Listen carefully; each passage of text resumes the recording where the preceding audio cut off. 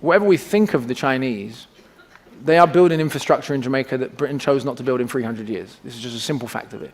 They've just cut the travel time to Montego Bay in half, which obviously what that does for the Jamaican economy and Jamaican business. Is there a worry? Should there be suspicion? Yes, of course. It's a major international power. Jamaica's a small island. However, what was interesting talking to most of the Jamaicans I spoke to, in fact, all of them, even the ones that had a problem with the Chinese relationship there, when I said, what is it the Chinese are doing that American capital or British capital or French capital is not doing? What are the specific negative things that the Chinese are doing? And no one could name anything. So their gripes with the Chinese were gripes with capitalism, not gripes with the Chinese.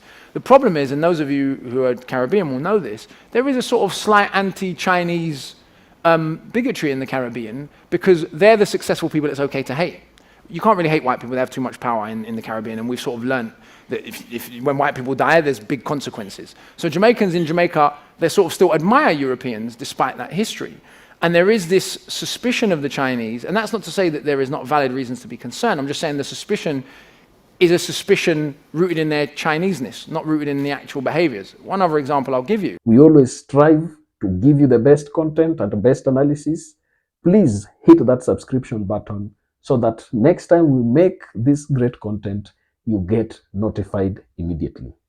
And for those who have subscribed, it is our great pleasure to thank you for the support that you've always given us, because remember, we do not take that support for granted. Now let's jump into it. In the relationship that's kind of happening there with development. Great question. The short answer would be I don't know enough details to give you. I have suspicions, but I don't know enough details in Africa to give you an informed response. I've been in Jamaica a lot this year, so I can talk to you a bit more about Jamaica, because you can imagine I asked every Jamaican I could speak to what they thought about China's role in Jamaica. And what I could glean was, whatever we think of the Chinese, they are building infrastructure in Jamaica that Britain chose not to build in 300 years. This is just a simple fact of it. They've just cut the travel time to Montego Bay in half, which obviously what that does for the Jamaican economy and Jamaican business. Is there a worry? Should there be suspicion? Yes, of course. It's a major international power. Jamaica's a small island. However, what was interesting talking to most of the Jamaicans I spoke to, in fact, all of them, even the ones that had a problem with the Chinese relationship there, when I said, what is it the Chinese are doing that American capital or British capital or French capital is not doing? What are the specific negative things that the Chinese are doing? And no one could name anything. So their gripes with the Chinese were gripes with capitalism, not gripes with the Chinese. The problem is, and those of you who are Caribbean will know this, there is a sort of slight anti-Chinese bigotry in the Caribbean because they're the successful people it's okay to hate. You can't really hate white people, they have too much power in the Caribbean, and we've sort of learned that when white people die, there's big consequences. So Jamaicans in Jamaica, they sort of still admire Europeans despite that history. And there is this suspicion of the Chinese, and that's not to say that there is not valid reasons to be concerned. I'm just saying the suspicion is a suspicion rooted in their Chineseness, not rooted in the actual behaviors. One other example I'll give you. There are several projects that the Chinese have proposed in Jamaica that the Jamaican people said no to, the Jamaican government had to say no to. The Jamaican government then said no to the Chinese. What was the Chinese response? Was it to send the CIA in? Was it to overthrow the Jamaican democracy? Was it to cut off aid to Jamaica? No.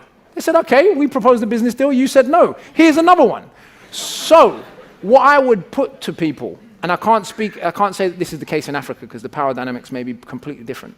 In the case of Jamaica, if the Jamaican government does not negotiate in the best interest of the Jamaican people, whose fault is that? The Chinese government is negotiating in the best interest of its people. The reason why I say that, because if we've told them no for 3 or 4 things already, and they haven't murdered us or bombed us or overthrown, then clearly we can keep telling them no if we don't like something.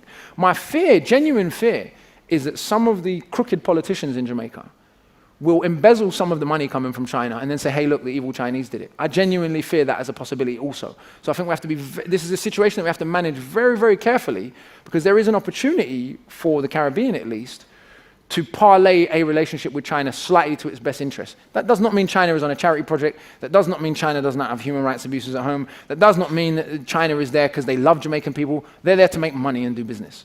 The question is, can Jamaica or other countries parlay their relationship with China to their benefit? If the question is no, then they should sever relationships with the Chinese. If the question is yes, the question is how do they do that? But I think we have to be very, very careful that the sort of yellow peril sort of vibe and the assumption that they will behave exactly the same as other major powers have behaved it's not proven yet. And I'm not saying that I'm naive that they might also do that.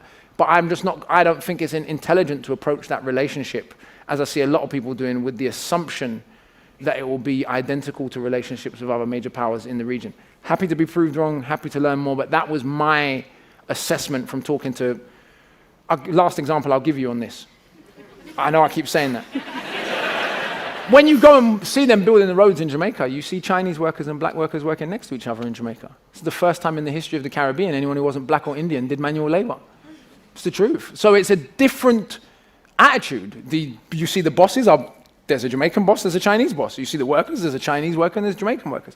Doesn't mean it's perfect. It's in no means perfect, but no country develops perfectly. So I think I have a bit more of a nuanced view of the Chinese, probably just because I'm biased as well. Part of it, the relationship, Jamaica's particular relationship with Britain and America has been so negative that I just don't want to allow that baggage to allow me to approach a new country that way, but Jamaicans in Jamaica may see it quite differently. There's people on both sides. Lots of people are like, I'm making loads of money out of the Chinese, so it's wonderful. Lots of people are like Bounty Killer criticized them recently, they're taking over the country, all this kind of stuff.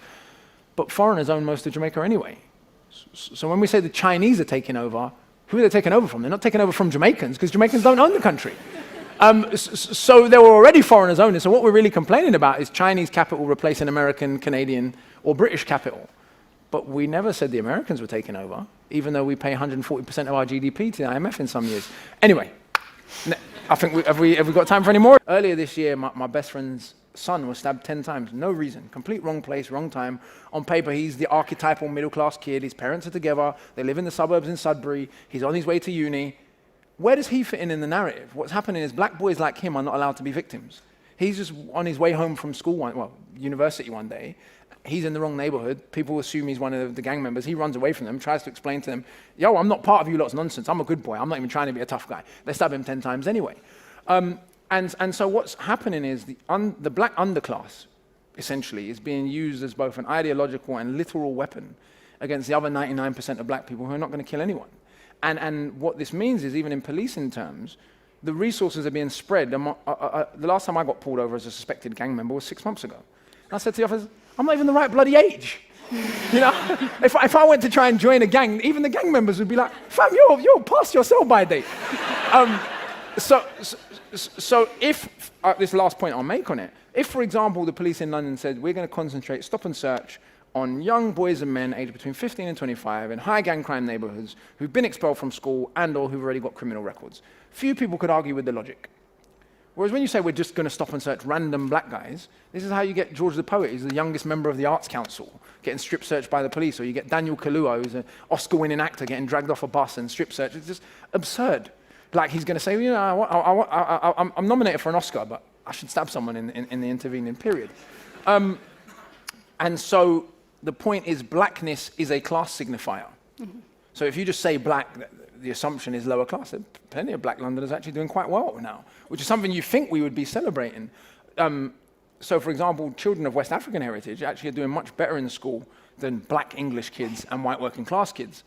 Interestingly, thousands of West African kids doing better in school is not blamed on black culture, but 21 kids stabbing someone is black culture. And so it's also looking at what is and isn't pinned on cultural values. The 4 youngest kids ever to take GCSEs in Britain are British Nigerian kids. I would argue, in fact, I'm invited on Sunday, I can't go, but I'm invited to a federation of Nigerian schools on Sunday. Odd that Nigerians have come here and set up separate schools to do extra work on the weekends for their children. It's almost like they value. Please remember to subscribe. Let's hit 1,000 subscribers today.